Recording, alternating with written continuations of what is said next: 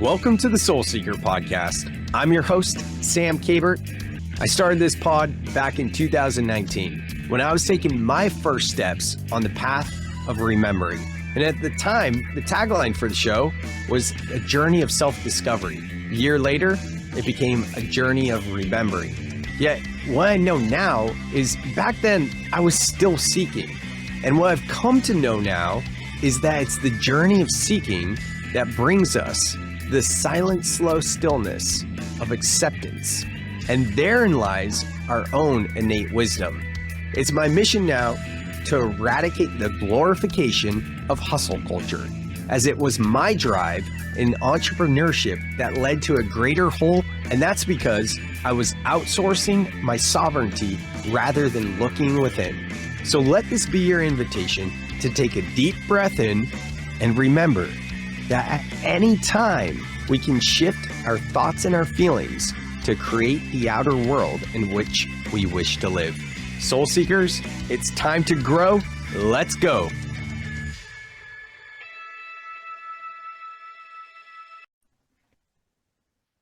The pursuit of happiness. That's what this episode is all about. Welcome back to another episode of the Soul Seeker podcast. I am your host, as always, Sam Kabert. And in this episode, I'm sitting down with a new friend. I was on his podcast several months ago, which is called The Pursuit of Happiness. His name is Ryan McGuire, and Ryan is a new father. His son Brooks is about, let's just call it 10 months old at the time of this episode being released. And he's not obviously, but he's a husband as well. And he works for Element, the salt drink electrolyte packet company. I could have done such a better job in describing what Element is, but LMNT. I love their little chocolate salt sticks. I put them in my smoothies, my coffee, all the things. It's so good. But yeah, Ryan and I connected a few months ago when I was on his podcast, and we jammed, talked to him all the things that I talk about, and we really had solid rapport. So I wanted to bring Ryan onto the Soul Seeker podcast to not only get to know him better, unpack what his purpose behind the pursuit of happiness is, and kind of see what he's learned over the past 4.5 years interviewing all of his guests.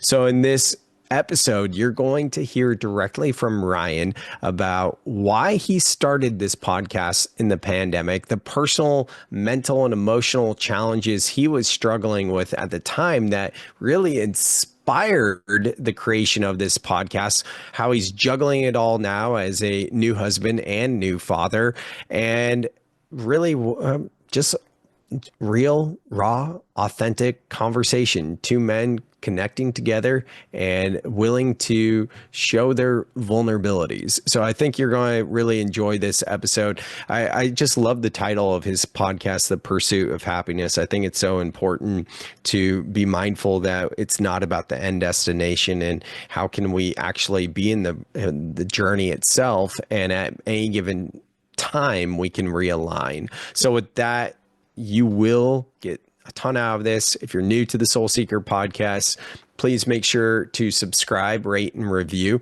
That helps the show grow so other people can discover the podcast as well. If you're new to me or you haven't heard, my Breath Club is now free, which I'm super excited about. And the Breath Club is my online community where I provide online course, pre-record breathwork exercises, community to connect with like-minded people. And every single week we have a connection call, an opportunity to share in community. And that's when I dive us through a mini breathwork journey to release all of those things. So if you want to join the community, I would love to have you in the Breath Club. And you can find the link to join the Breath Club in the show notes with this podcast. And with that, enjoy this episode with Ryan McGuire. Back again for another Soul Seeker podcast with my brother Ryan McGuire. I am so stoked to be here. I was on Ryan's podcast, The Pursuit of Happiness, recently. And as always, we're going to drop in with some breath to slow things down and just get into sync and resonance. So for all of you listening, if you're doing anything that keeps you away from being able to close your eyes, just keep your eyes open and you can always breathe with us. So, Ryan, for yourself, for me, and for any of you listening that are in a space to close your eyes, I invite you to just start to close on and close those eyes, shifting from the outer world and just scanning the inner world, sitting straight up, feeling your feet on the floor, and through the nose, inhaling all the way up, sipping in a bit more air at the top. Pause here. And through the mouth, exhale. Once again, inhaling up, sipping in a bit more air at the top. Hold the breath. And just making a noise as you sigh it out, feeling that vibration of your sigh move through your body. And one last one, inhaling all the way up. Sipping a bit more air at the top. Hold the breath. And exhale. If your eyes are open, flickering them open, letting the breath return to its natural state and rhythm. And here we are, episode, I think it's number 267 of the Soul Seeker podcast with Ryan McGuire. Ryan, what up? How are you doing, brother? I'm doing great and doing better with the whole breath exercise. Great way to start the show, first and foremost. I think we all need a reminder sometimes to slow down, take a moment, breathe, be present. And that's just a great way to start this conversation. There's so much going on in the world today. We are recording this around the holidays. There's so much going on for so many people. And to have an instructor like you just remind everybody, slow down, take a breath. It's a wonderful way to start. And I'm doing awesome. Really honored, happy to be here. You just mentioned that you were on my podcast. We talked a couple of months ago. By the time this is released, your episode with me will be out. We went down some rabbit holes, man. I cannot wait to see where this goes. We just had a little conversation before recording, and I can't wait to see. I tell you what, man, like I've really been looking forward to this, just not knowing where this conversation is going to go. And that makes me very excited. Yeah, sometimes that's the best, because we have so much structure in our lives, whether it's work or family or, show up to a podcast and be like, boom, boom, boom, we're going to hit these few bullets. But it was nice just chatting with you before and being like, I enjoyed your company. I just wanted to talk with Yeah. you, man. We'll see where Yeah. this goes. Yeah. The best part about my podcast, especially with you, is having conversations with the people that are vulnerable and just open and honest, and they really connect with others when they do that. And if we think about it, like how often do we really have open and honest and vulnerable conversations with people? Honestly, especially being a male, right? Yeah. Like we don't really do that often, and it's not really kind of whatchamacallit, like encouraged, especially being a male. A lot of us have been told to kind of hold it down. So, like I said, genuinely really excited and just to be honest and be vulnerable with where we are today. And I know you're going to do the same. So let's connect with some people. Yes, absolutely. So your podcast is called The Pursuit of Happiness, which when I saw that movie with starring Will Smith based on Christopher Gardner, I was blown away. I was young at the time, maybe in high school or something, and I actually had an opportunity to see Christopher Gardner speak. Now, is your podcast The Pursuit of Happiness? Is it have anything to do with like inspiration from that film, or just it's a great name? It's more a great film. It's more about the name. I'll give you a little Mhm. insight. I had been thinking about starting a podcast for about a year or so, maybe even longer. Um, and then COVID hit. And I was just like, there's kind of like no excuse not to sit on my computer and start creating some stuff here. I need an outlet. Nothing else is happening in my life. And so literally woke up one morning with the Kid Cudi Pursuit of Happiness song in my head. And I was like, boom, that's it. That's it. That's the title of Ah, my podcast. The thing with my podcast, I'll dive a little deeper for your listeners so they can understand what we're talking about here is the pursuit of happiness is I guess you can say sounds cheesy, sounds corny, if you will. I don't know. But I think every single one of us are on a pursuit of happiness, and it looks different for everybody. Some people have a longer pursuit or a long way to go, and some people probably feel like they consistently find happiness. It looks different for everyone. And like I said, I started the podcast, The Pursuit of Happiness, in 2020 when COVID hit, and huge time of depression and anxiety for so many people.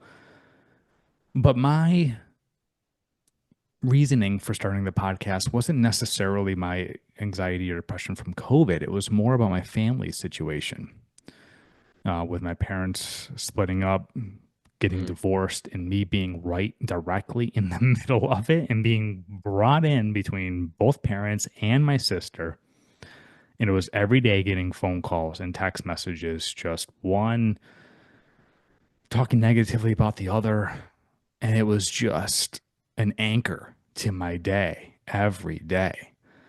And then, not to mention, I was single at the time. I think it was 36, 37. And it was just like, oh, how am I going to meet anybody in the middle of a pandemic? We all have masks on.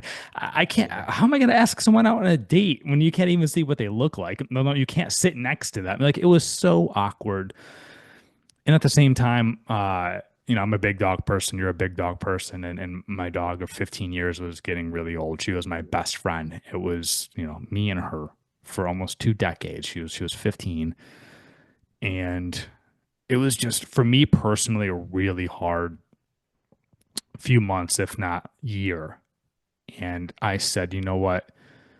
I'm going to use this as a platform to talk to people to help me find happiness, to talk to people that have overcome so much in their life and obstacles, no matter what that looks like, or talk to people that have really good advice or can give really good feedback on specific situations that myself and my listeners can take to make their lives even better and more fulfilling and chase their passions.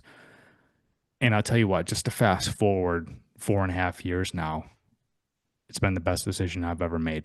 I've had the greatest conversations with people from all over the world, all walks of life, all different stories, overcoming so many different things. It really helps puts things into perspective. And I am a better and happier person for it. Mhm. But I will say the pursuit continues. It will always continue.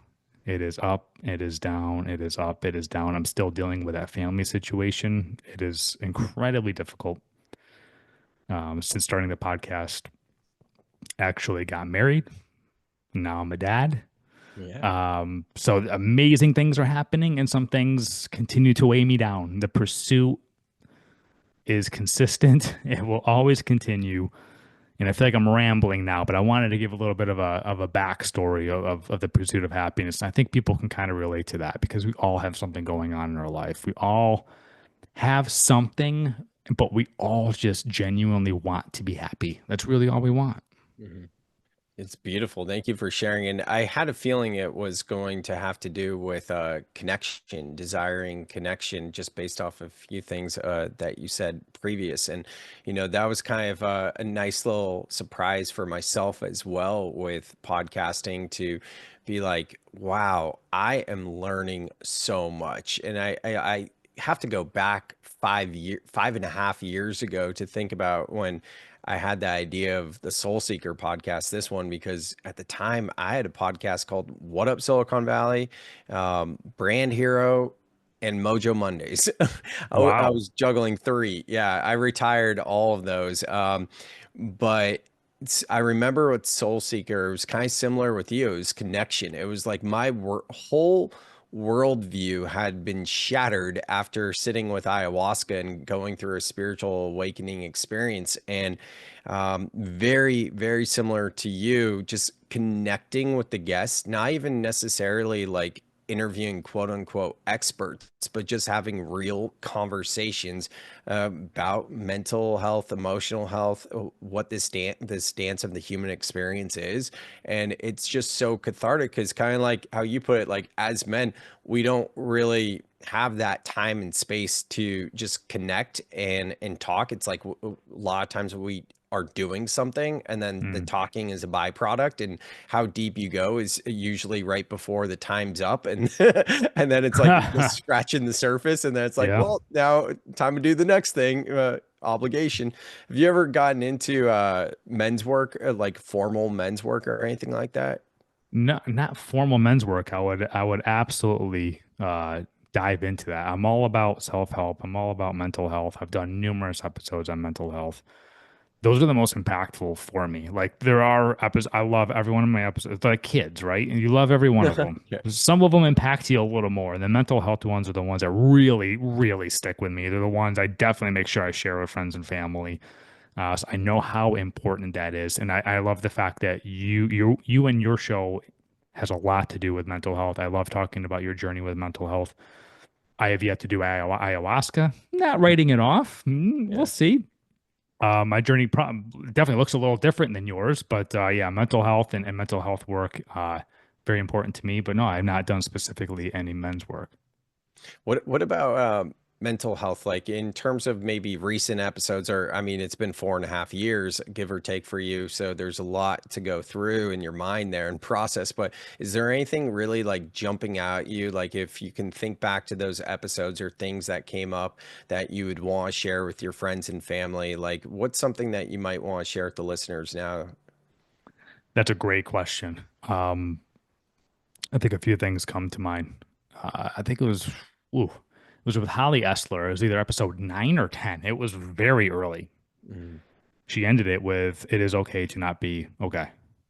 mm, And I think a lot of us need to hear that. It's okay to not be okay. And you know what? Basically, every one of us have has some kind of an issue, or they're dealing with something when it comes to mental health. You are not alone. You're nowhere near alone. Almost all of us. And it's been amazing to talk to people like you that look like they have it all on the surface, but when you actually talk to someone, you dive a little deeper and you make the connection with somebody, and they tell you about their story and their journey and how they struggled and they had like depression or anxiety or whatever they went through. It's like, wow. And it's yeah. like we have way more in common than we think. A lot of us are afraid to openly talk about it. So I know we hit on vulnerability and just being honest and raw. And when we give ourselves the opportunity to do that, we make it a point to do that with people close to us. What a difference that makes. I would say don't be ashamed, um, and don't be quiet about it.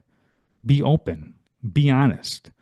There's nothing wrong with that. I definitely I encourage that. And I think for people that are afraid to talk about that openly with friends, family, or people close to them, like I think you'll see the benefits uh, once you open up and you start talking, and you're gonna be like, "Oh wow, you deal with that too?" Like, "Oh, like you knew someone that dealt with this too?" Like, it's gonna make you feel better. You're definitely not alone, and we're all dealing with something, no matter how Mm. anything looks on the surface, or scrolling through someone's Instagram or social media and how perfect people's lives are. They are not. I promise you, they are not perfect. But Yeah. yeah, yeah, keep going. No, comparisonitis.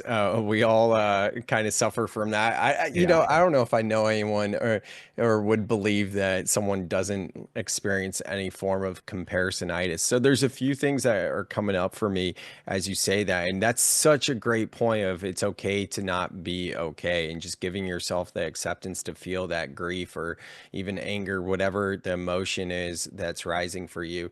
I'll tell a few quick stories. One, I just mentioned that I was doing a 7-day fast, and I won't get into the details, but the existential angst that I was feeling in that was unbearable. And I remember one morning seeing my neighbor at the beach, who he recently lost his son in a car accident, and I remember us just having a deep conversation.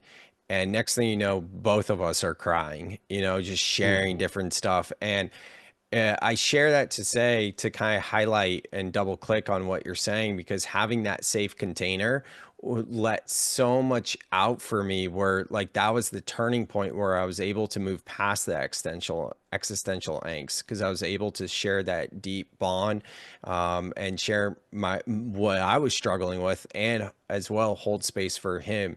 Now, on the flip side of that, I just had someone on the pod yesterday, at the time of recording. His name's Kyle Nicolaitis, which he'd be a fantastic guest for your show too. He wrote a book wonderful. called Thank God for Depression, and he's a literal rock star, not like metaphorical rock star crushing it, like literal rock star that gave it all up because he was suicidal essentially and going through depression.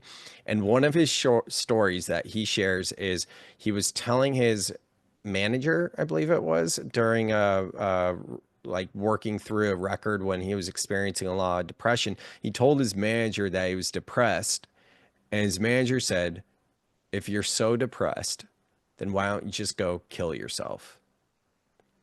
So, Wow. yes, I share that to say it's a plus, it's a and like when we are sharing the deepest parts of ourselves and our vulnerability, we have to be very mindful and intentional with who we're sharing it with, because that's I appreciate someone like that sharing his experience with that, because it really goes to show like firsthand experience of it's a yes and then we have another one, Blake Mycoskie. You're familiar with him, right? Yep. Yeah, the Blake built Tom's shoes. He sold it a few years ago. I think he sold it for like 3 or 500 million dollars, like big money. And Blake has been extremely open about his depression since then. And that's actually how I heard about Kyle, because Blake did an interview with Kyle, and that book helped him so much. So yeah, I just bring that all to say, on the surface, it can look like someone's doing great, but once we get below, that's where the real work is. Yeah, let me touch on something. I have it written here. I actually have it starred from a few minutes ago, but this is a great time to bring it up. Was when you said he told his manager that, and his manager responded with that. First of all, that's completely unacceptable. Second of all, I think that is a good opportunity to perhaps recalibrate the people that are around you. Mhm. Um, Another thought that I had when starting the podcast was, like I said, my family, the closest people to me were causing like this severe like depression and anxiety. Like I was in the middle of it. I hated it. So I just said, you know what? You become who the people are around you, right? They're your closest people. And I said, I want to have people who are encouraging, who are passionate, who are chasing happiness, who are out there living their life, no matter what that looks like. And so I would just tell people that if you get a response like that, or anything like that, or there's negative people in your life, or people are dragging you down, it's an opportunity to recalibrate the people that are in your life, and perhaps the people you need to cut out of your life. And I would say that it is completely acceptable to struggle with that. Definitely still struggle with that. I struggle with what that looks like. I'm still dealing with this family issue. Now there's a grandson in the whole scenario that just throws another wrench into things, and setting boundaries. Not a strong suit, not a Mm. strong suit of mine. I've had some really amazing conversations about setting boundaries too, which I think can definitely help with happiness for sure. Um, just to get back to what I was saying was, I think you have to recalibrate the people that you surround yourself with, and who you talk to, and who you talk to on a daily basis. I mean, what a difference it is if you were to tell somebody, hey, you know what I'm going to do today? And they respond with, good luck with that. Why would you do that? Or you tell somebody, you're like, go get it. You got this. Go kill it. Like, what a difference that is. You got to surround yourself with the people that are going to encourage you to follow your passions. You know what this reminds me of? I think we got connected through George Bryant, Oh, right? he's the man. He actually came back on a couple weeks ago too. We had part two, which will be coming out soon. But yeah, he's the man. Dope. That's awesome. Yeah, George Bryant's awesome. Mind of George podcast, and he's all about like for building relationships versus just transactions and algorithms. He kind of is a business coach for mindful entrepreneurs, but he's got this system. I forget what it is, but like have your SOS team. You know what I'm talking about? Mm-hmm. Yeah, so the high and feel free to jump in at any point, but like since I went to his live event because I had such a great time doing a pod swap with him and just all that, and he teaches this thing building your SOS team like when shit is hitting the fan, like who you gonna call? I feel like Yeah. Ghostbusters. Who you gonna call? Right. So since going to his event, one of the things that he recommends on doing is pinning your top six or your top nine of your SOS team. And that's what I've done. And for iPhone users, I don't know what that looks like when I say pin your text messages. I don't know what that looks like for other phones, but iPhones at least, you can pin them there. And Mm. it's been so helpful just to see their names there. Mm. Just that alone. So yeah, if anything's jumping out of you there. Yeah, I'm thinking like when I have like an idea or something that's kind of like, I think I want to try this. I think I want to do this. Who are the people that come to mind that you want to tell that to? It's probably not to someone who's going to tell you, what are you thinking? Why are you doing that? And just the negative Nancy's, the negative naysayers. You want to tell the people that are going to encourage you, also be honest with you. You want honesty as well. You can't just be like, yep, that's going to be amazing when it's really not. But you want to talk to people that are going to bring that positive energy into your life. I mean, that's one thing that I've learned the hard way. I'm 42 now. It took me many years to try to surround myself with people with positive energy that are going to encourage me to be the best person I can be instead of bringing you down. Mm. I think a lot of times, many of us are just friends with the people who are close by, friends with the people that you grew up with, or just because you happen to be a roommate with them or whatever. That doesn't mean you have to be friends with them. Like you choose your friends. The thing I'm struggling right now is I did not choose my family. I did not choose this. So I'm struggling with that. But you do choose your friends. You choose those people that you surround yourself with. So yeah, I think that's great to have like an SOS team and yeah, like just bring up George again. He's the man. So anybody go listen to his podcast and listen to my episodes with him because he's absolutely incredible. I did a podcast with I love where this is going, like two podcasters with their pen and notepad and it just like That's me right now. yeah, no, I know we're like just co-hosting this. This is awesome and talking about podcasting and all the resources. I did a podcast a couple years ago with this guy named Coop Blackson, Okay. and he came on and I don't remember what the intention was, but I ended up titling it Patience with Relationships. And that's been like one of the top podcasts I have sent to people directly because I Mm, got so much out of it. And it reminds me of Mel Robbins' new book entitled Let Them. I have not read it. I think at the time of recording, I don't know if it even formally came out yet, but she's promoting it a lot. And I've seen a lot of different clips where she's promoting it. She was on Oprah's Super Soul. And my gist of it is like, let them do their thing. You know, it's kind of like, don't let it bother you. And I think there's a really good message to it. I'm curious when you go deeper in her message, if it's got the 2.0, because I think of like personal development and then spiritual or soul development, like the 2.0, and the 2.0 of the less of the let them theory that she has. To me, that would be like, okay, so where are those triggers coming up in me? Instead of passively just being like, oh, let them do that. Like, okay, yes, I will let them do that and actively I'm going to see what that's bringing up in me, because it's a mirror, and it's bringing up Hmm. in me specific things that I need to resolve for myself, because this isn't about them, it's about me. And that episode with Coot was a lot about that stuff. So for me, the past couple of years, like, it's hard. I think a lot of people, listeners of this podcast, know my situation with my ex and not having met my son and whatever else. And it's easier in theory, right? But then putting this stuff to practice, starting to ask those deeper questions like, okay, so what is my karmic lesson here? What's the trigger? What needs the healing in me? But that's been so impactful for me personally. Have you ever felt overwhelmed by emotions and unsure how to move through them? Sam created the Breath Club to help you find calm and clarity. In this free online community, Sam teaches how to regulate your nervous system through breath work and process emotions effectively. Did you know that most emotions only last 90 seconds when you fully allow yourself to feel them? This is called the 90-second rule, and it's a powerful tool backed by science for emotional healing. Each week, Sam hosts live calls to guide breathwork practices and create real connection. You'll also get access to an online course and pre-recorded breathwork videos. The link to join is in the show notes.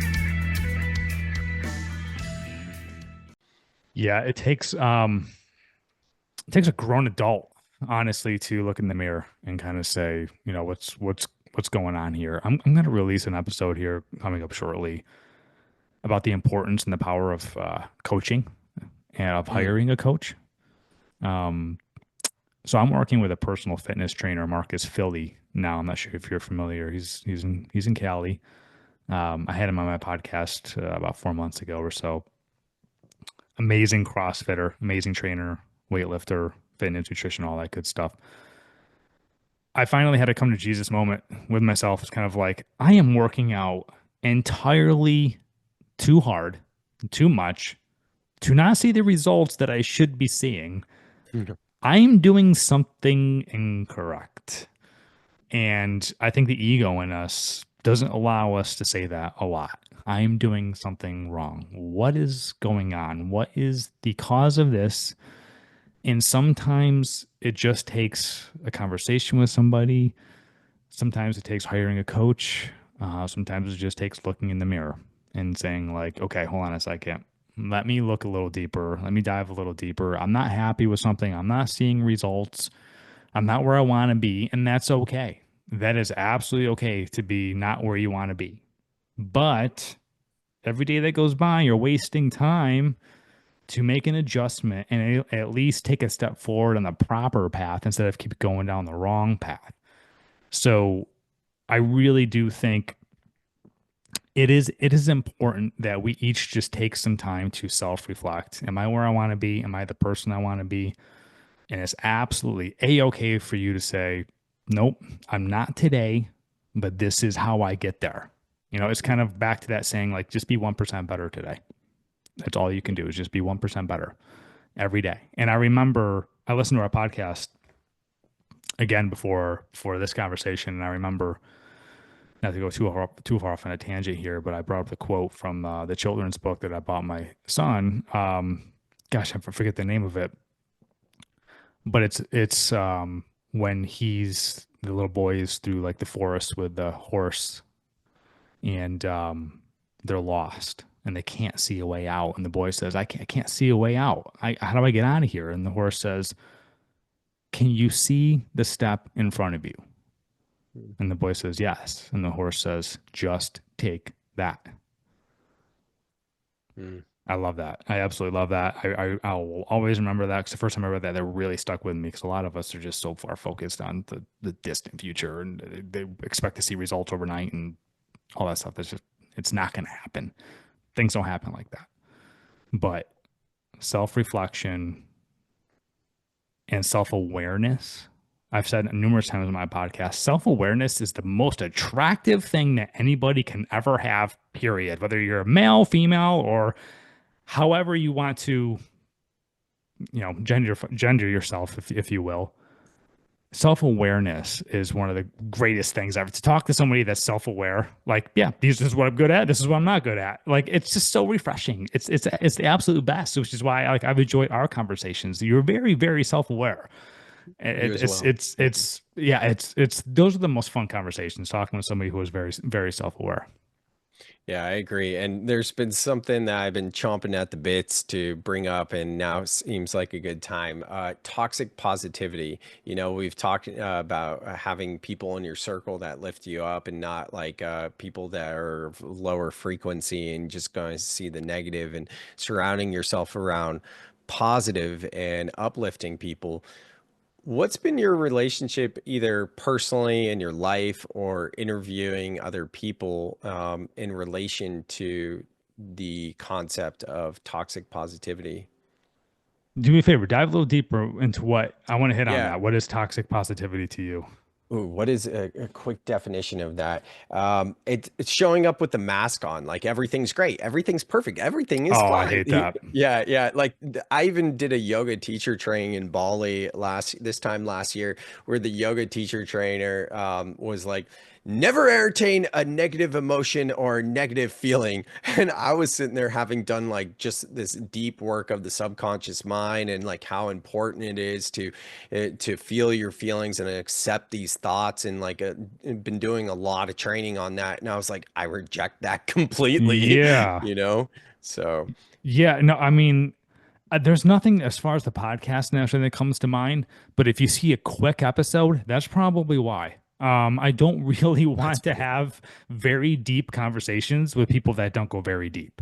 To me, that's fake. That's not honest. That's not real. That's not being vulnerable. Vulnerable is like, I was in a Brene Brown kick when 2020 hit. And it was like, like I You want were to in be a more Brene Brown what?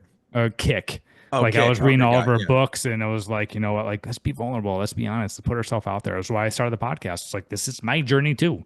Hmm. And so if no one's gonna to dive that deeper and pretend like everything's great, like that's BS. Like we just have mental health. Everyone's dealing with something. Let's talk about that. Like that's how we're gonna relate to people. That's how we're gonna connect to people. The people that are just everything's great, everything's fine. They clearly have some self-reflection to do, because not everything is great, not everything's perfect, not everything's Hmm. fine. So Yeah. that's how I feel about that. Absolutely. And a lot of times it's directly correlated into dis-ease within the body, like different sorts of physical ailments or medical conditions as well. I went pretty deep on that. You mentioned Brene Brown. I mentioned Mel Robbins.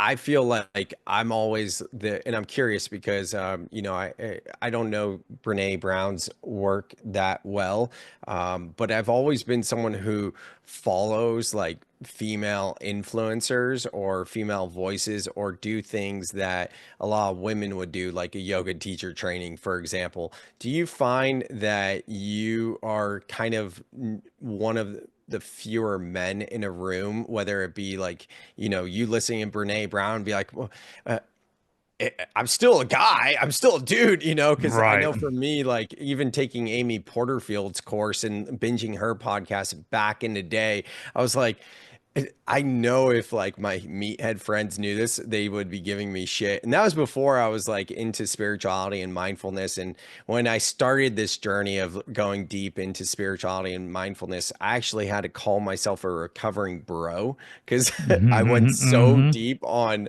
emotional and mental health and spirituality that I needed to be like, oh, no, no, no. I was cool. I still am cool. I mean, I've totally dropped that defense mechanism, but does any of that kind of resonate with you? Oh, 1000%. Um, I remember asking you on our podcast, Yeah. at what point did you stop caring what people thought? Uh, Um, I really love to know that answer, because everybody cares just a little bit. You just got to care less, right? And so I think over time, with all the self-reflection, self-work I've done, I'm not perfect. I'm striving to be better all the time. I have my mishaps consistently, but with all of that said, I'm very confident with the person that I am, and what I stand for, and where I get my knowledge, and what I listen to and why. Um, So if someone has an issue with me, like listening to women or going to make fun of me or whatever, then that's one of those things where it's like, should I surround myself with these people? It kind of comes back to that. Like, if you're going to give me shit for it, it's one thing to joke about it. It's another thing to be like, literally look down upon somebody for that. I would never look down upon somebody for somebody trying to make themselves better. And that's all you can ask of somebody, no Oh matter. my God, it's crazy. Yeah. It's crazy because that's really ingrained in our culture, though. It is. Well, Yeah. it goes the same thing, not just mentally, but physically, right? Like, Yeah, sure. if you the holidays are coming up, right? Like, let's say you go to a party and it's just like, I'm good on the beer, I'm good on the cake, or what. Come on, man, what are you doing? Come on, you got to eat it. Like, what are you going with, a salad and all that? Like, not that I'm eating a salad or whatever, but it's like, who gives a shit? That's the decision I want to make. Like, if that's the decision that's best for me, then support it. Like, Yeah, that's totally. the stuff I can't stand, because it's like, there's times where it's like, I wake up early and I go to the gym, or if I go to the gym after work, I'm like, hey, I'm gonna be late, I'm going to the gym. And they're like, dude, really? Like, blah blah blah. Like, they give people who give people shit, who are pursuing their passions or trying to become a better human being for it. Those are the people you gotta like second guess a few things. So, kind of going back to your question, as far as like listening to women, whatever, like, I don't care where good information comes from and where inspiration comes from, and great advice. Don't care. If I can apply it to my life to make me happier and to make my relationships better, to make me feel better, I'm all for it. I don't care. I really don't care. And for people that are going to knock me for it, and then I'm moving on. That to me, Yeah. that's all I got. Same here. It's kind of like a past life where that seemed to be a little bit more, not past life, like, a different life, but, pre getting into doing the work, where I think I felt more self-conscious about it more than Yeah. anything. Now I have awareness, and sometimes that's like reflected back to me. I'm like, so, Yeah, you got a here's a problem. That's your question. problem. Here's a question for you, Yeah. being a podcast host, is like, how often do you look at like data and analytics and like Ooh. what episodes doing well, what one got the clicks and the likes and stuff like that? Because it's very easy to cut up, and that anybody's on social media wants to post that picture that gets triple digit likes or whatever, right? And then you're like, ooh, that got I'm gonna do that again, right? Yeah. Like, I occasionally will check my data and analytics, but for the most part, it's like, I'm putting out content that I want to put out there. I'm not letting anybody else kind of guide me where I should go. This is my podcast, and I have full faith and confidence in what I'm doing, what I'm putting out there, and the conversations I'm having.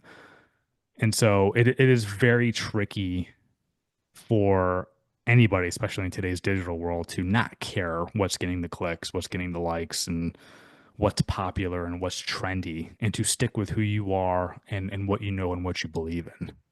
Yeah, it's a great question. The podcast, not so much. Earlier this year, I would check listen notes at least once a week or a couple weeks, because before that, I would check it.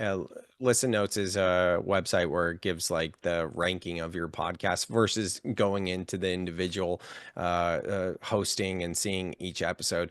But for years, I was a top 3% podcast. And then one day I checked and it dipped to 5%. And I was like, it didn't even go to like 3.5% or 4%. It went straight to 5. Like, what? And it was like such a bruise to my ego. And that was earlier this year when I was in a course, a program to do brand partnerships. And I needed to know my data. And I was like, wait, I'm a 3% podcast. I'm not a 5%. So I started talking with a few other friends, podcast hosts, and I got it back up to 3%. And then I monitored that for a few weeks. And then since then, it's been months since I've looked at that. I don't really look at the individual ones, but Instagram, oh my God. Like, I pretty much just stopped posting to Instagram recently because I'll put a good post out where I'm like feeling really confident, and I don't know, like, I feel like a lot of times people use the excuse of being like, oh, I've been shadow banned, I'm like, I don't know if I've been shadow banned because people are responding and seeing my stories. They're just not Yeah. engaging with my posts. So I don't think so. But yeah, when that engagement's not there in Instagram, it's hard to not take that personal. And the other thing too is like, I'm doing it from the intention of wanting to share and also business perspectives, and the ROI, like the physical dollars, aren't there. If the ROI is mostly feeding my ego with likes and engagement, then it's also hurting my ego as well. So Yeah. then it brings it full circle with the intention. It's like, what's the intention? Why are you doing this if it's not moving the needle and it's only detrimental? And that's where I'm like, I'm just going to stop posting for a little bit. So, yeah. Yeah, I completely get that. And I want to make clear that feedback is important. Receiving feedback is important, especially if it's going to make you better, no matter what it is. If it's your job, if you're a podcast host, if you're an artist, a musician, whatever it is, receiving feedback and being honest with yourself, it is very important. It's when that starts to drive who you are and drive you away from who you are and what you're proud of. That's when you got to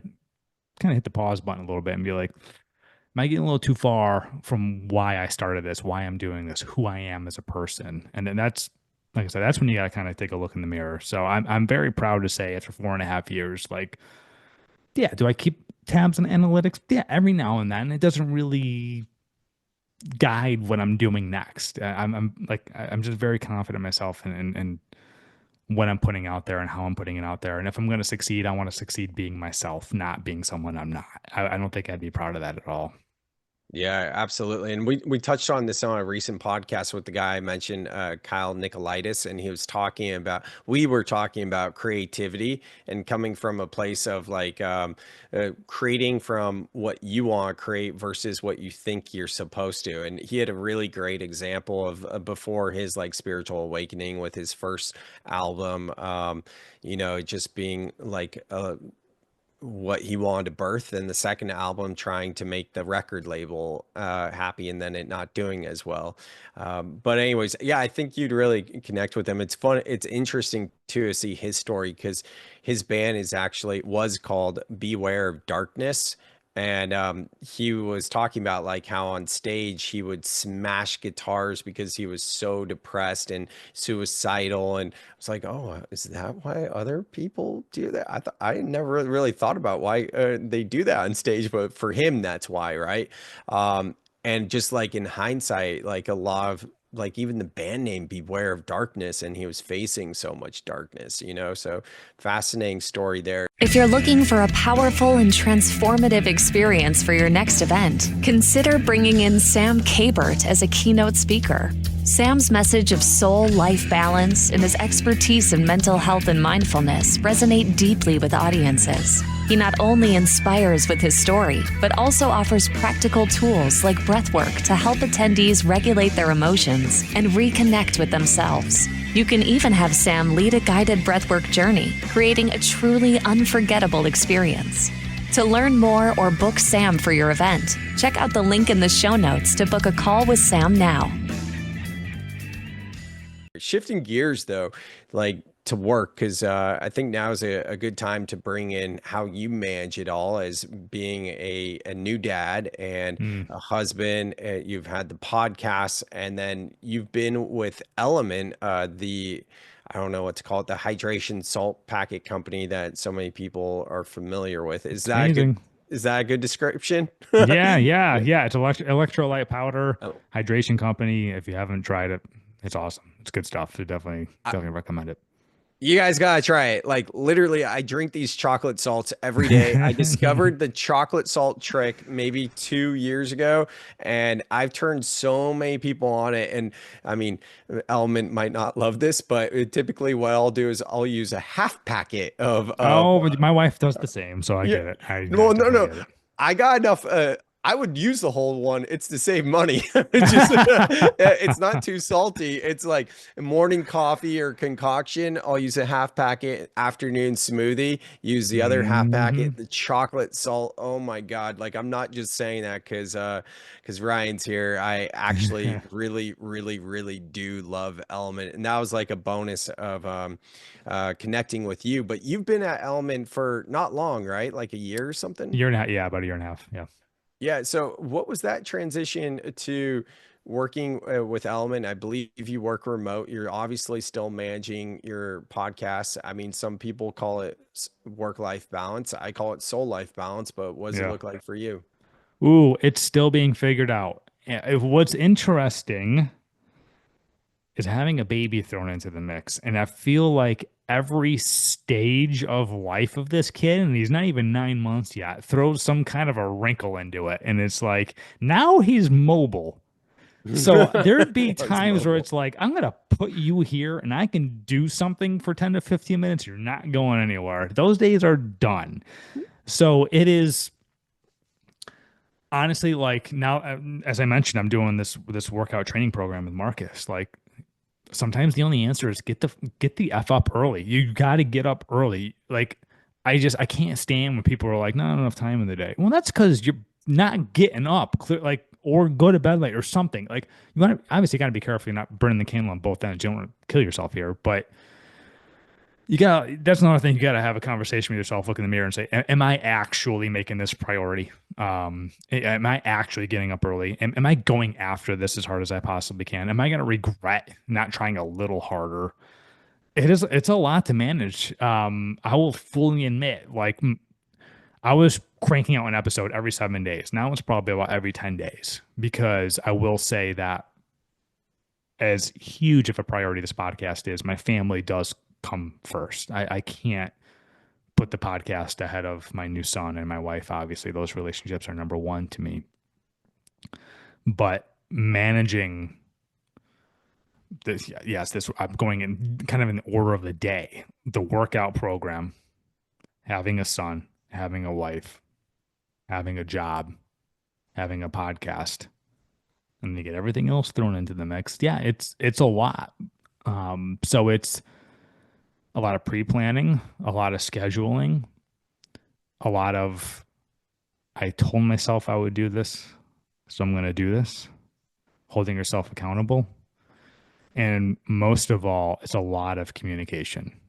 Um, it's when it's really, really important to have someone in your corner. If you're going to have someone, if you have someone in your life, make sure they are in your corner. Make sure they are supportive. Make sure you can communicate with them. Because I would be screwed if I told my wife, hey, I got to close the door for an hour to do a podcast. Is that okay? And she said, you know what? Not okay. She's clanging on pans and all this, knocking on my door. And like, if you have someone that's going to make your life miserable for when you want to take time to do the things you love to do, that's probably, you want to look into that. So having a partner that will balance you out and support you and your goals and your passions and your beliefs is one of the most important things you can do. That's been the greatest decision in my life, is having a partner I can communicate with and say, hey, do you have, my son's name is Brooks. You got Brooks for the next hour? Yeah. It's like, great. When I get out, I'll take him and then you can go do what you want to do. It's having that trade-off, that working relationship, knowing that sometimes I'm going to carry the weight, knowing sometimes she carries the weight. And like I said, it's figuring it out. Honestly, it's a lot going on. It's like I told you before, we're building a house. Well, guess what? That takes a lot of time, and that's like 40 minutes away. So we're driving out there, and we got to design it, and we got to all that stuff. It's a wonderful problem, right? It's a wonderful problem, but it is time. Everything is time, and so let's kind of bring it back to the Marcus Philly conversation with him. And I was like, how do you do all this? Like, he's got so much content and videos, and he works out and he coaches and all this stuff. He's like, I get up before anybody's up because I know once the day starts for other people, they're going to start pulling at me. And it's just like, you know what? You're right. I worked out at 5:30, 6 o'clock after work all the time.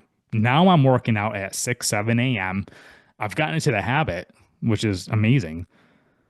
And so it's just, it's making things a priority and it's finding the time and it's communicating.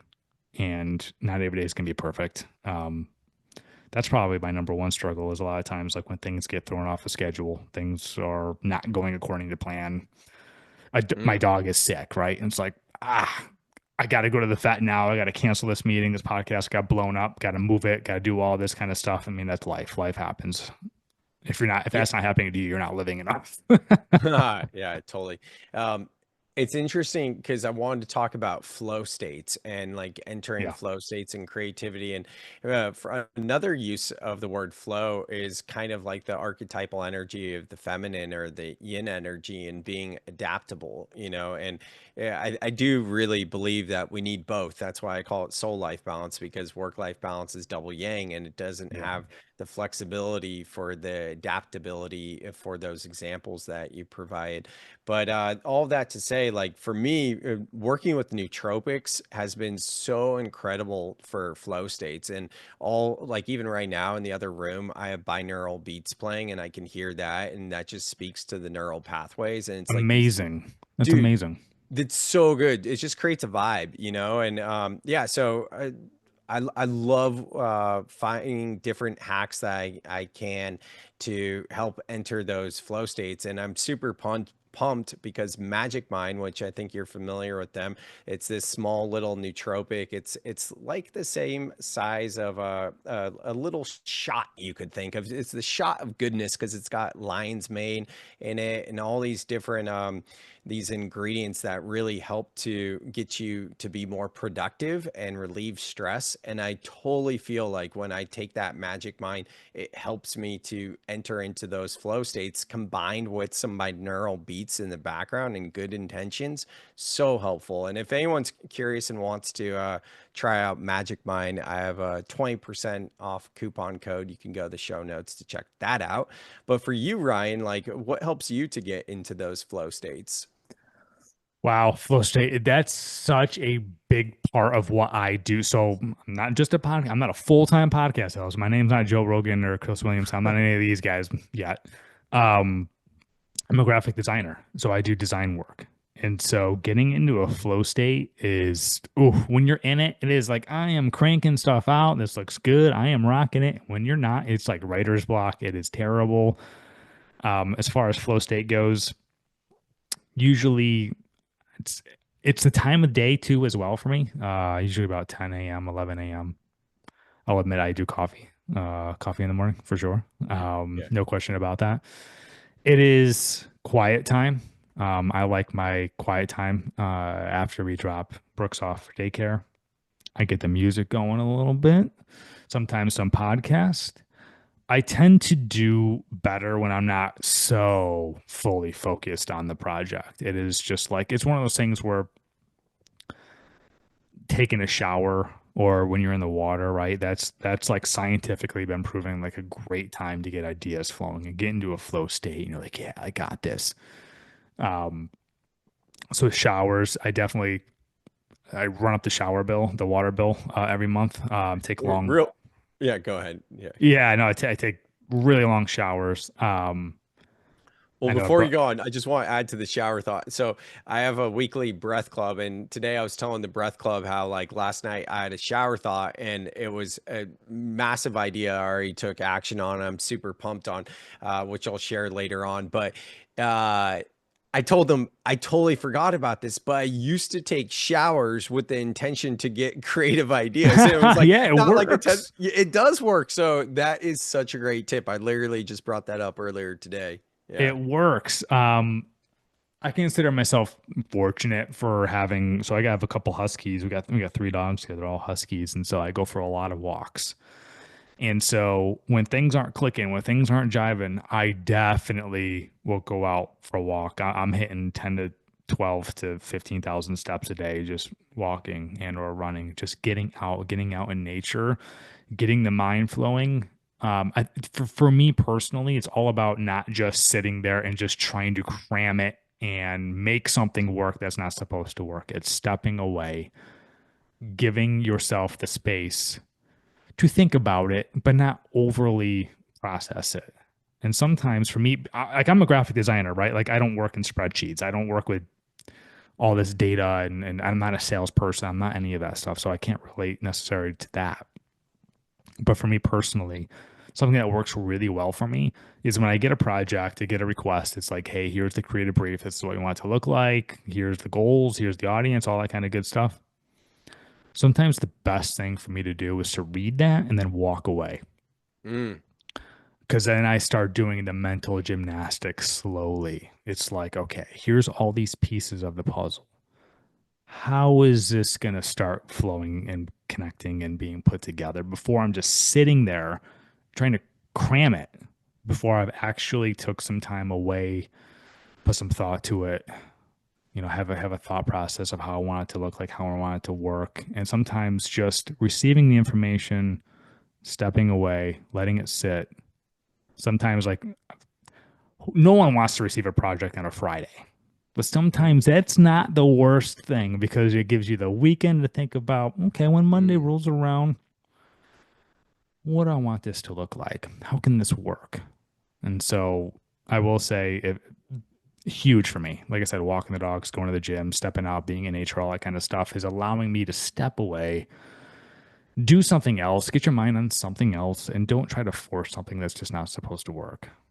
Love that. I co-sign on all of that. It's awesome. I'm not a graphic designer. We're all artists and creatives in our own regard, whatever that looks like to you, but definitely great tips that a lot of people can apply. So thank you for that. Final thing. So as we begin to wrap this up with, this whole conversation really going deeper on getting to know each other, talking about what happiness is and having the right people in your corner.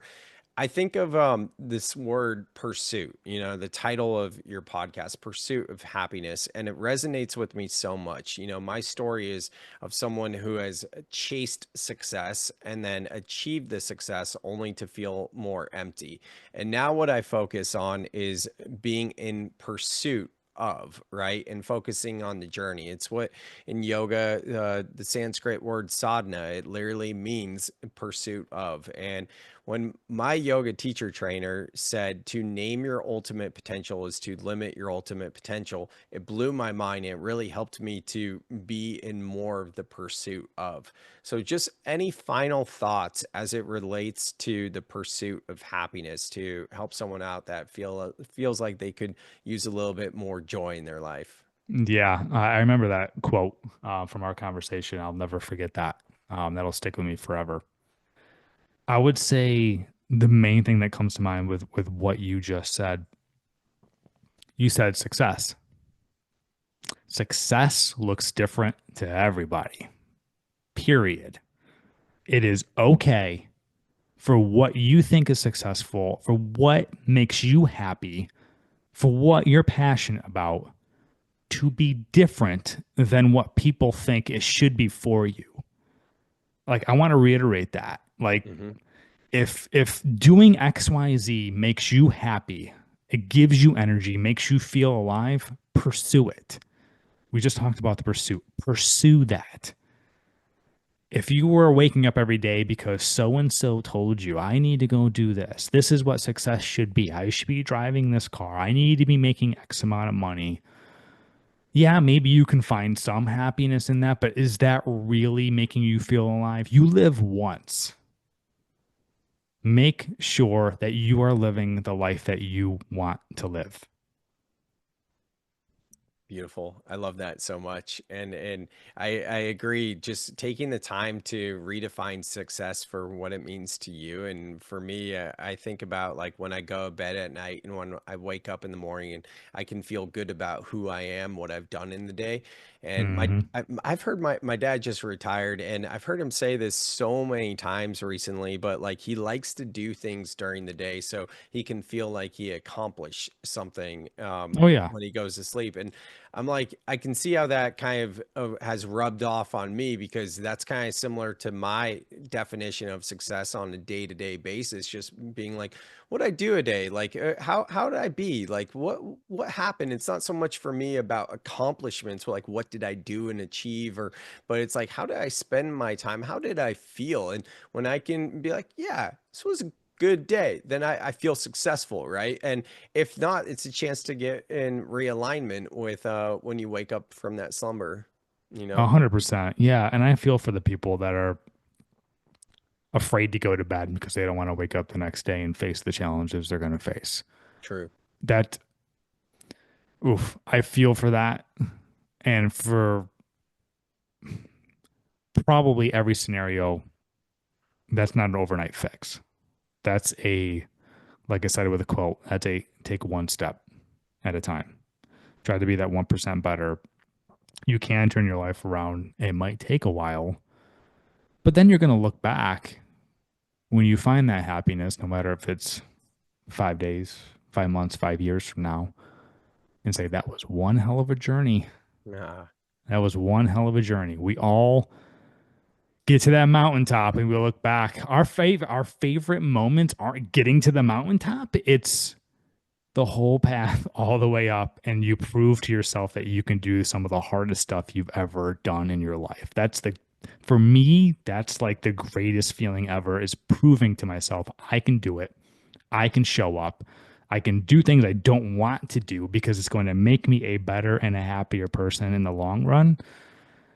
And then those wins start stacking, and then your life just completely changes, and the way you perceive everything just completely changes. But it takes a while. I want to reiterate, like, not everybody's going to have an overnight fix. That's just not the way pursuits work. It's not the way life works. But it does start with a decision, and it starts with step one.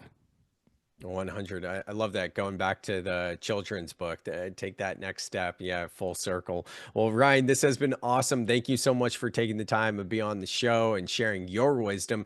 Everyone listening, check out the show notes. You can find Ryan's website there and the link to his podcast, The Pursuit of Happiness. Highly recommend checking it out, connecting with Ryan. Ryan, thank you again. Appreciate it. It's been an honor. Thank you so much for listening to the very end. I hope you guys much out of this podcast as I did. I really enjoyed just chatting with Ryan and just seeing where it took us. And, I think it was a really, really heartfelt conversation. Now I feel that way.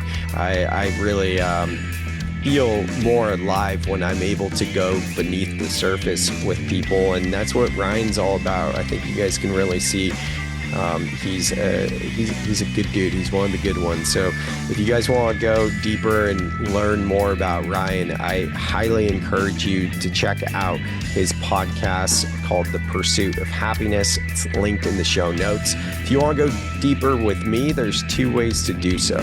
One is through the Breath Club. That is my online community. Or you could actually hire me to speak at one of your events. I could lead a breathwork journey. And actually, there's a third way as well. I do one-on-one coaching. I don't talk about it all the time, but one of the things I'm offering up in 2025 are something called breakthrough sessions. These are about 6 hours long, where we're utilizing MER, breathwork, and reprogramming the subconscious mind. And it's all about processing trauma, PTSD that is, and limiting beliefs and getting to the root. It's not about management. So if you're looking for extra support and making 2025 the year that you really dive into your emotional and mental health, then feel free to reach out to me and we could chat about what that would look like for you. Other than that, thank you so much for being here. I honor you. I see you. I love you. And I will see you on the next episode of the Soul Seeker podcast. This is Dream Vision 7 Radio Network, uniting mankind with universal love. Our shows are created from the heart, bringing each listener to a place of divine enlightenment. Breathe, relax, and enjoy. Let life flow.